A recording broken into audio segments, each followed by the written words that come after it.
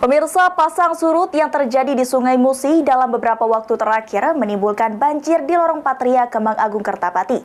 Selain itu juga, warga khawatir di lokasi tempat tinggal mereka akan munculnya buaya.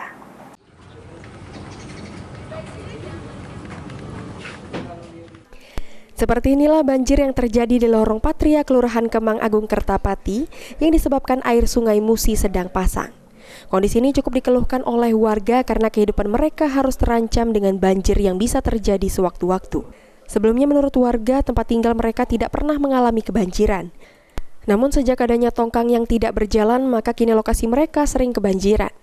Hingga akhirnya sampah pun ikut naik dan mengotori lokasi tempat tinggal mereka. Selain banjir dan banyaknya kotoran sampah, warga juga dikhawatirkan dengan munculnya buaya, sehingga warga kini tidak berani lagi bermain di pinggiran Sungai Musi. Nah, iya memang ada buaya. Kalau sekarang itu kalau dulu agak buaya tongkang ini kan. Pernah pembersihan itu pernah buaya lari kan. Disebabkan dihubungi oleh banyak warga dari sampai sekarang. Sekarang nimbul. Ada. Nah, Ketua RT 19 Agung Saripudin mengungkapkan, jika warga sudah cukup lama mengeluhkan dengan banjir dan sampah yang cukup banyak di lokasi tempat tinggal mereka.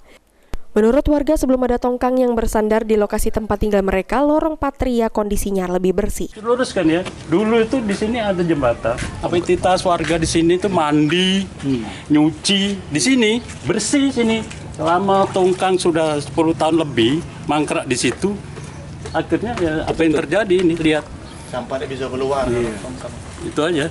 Jadi kami meluruskan kalau bisa pihak yang berkait geserkanlah biar sampah tongkang itu geser entah kemana, sampahnya biar tidak mengganggu warga.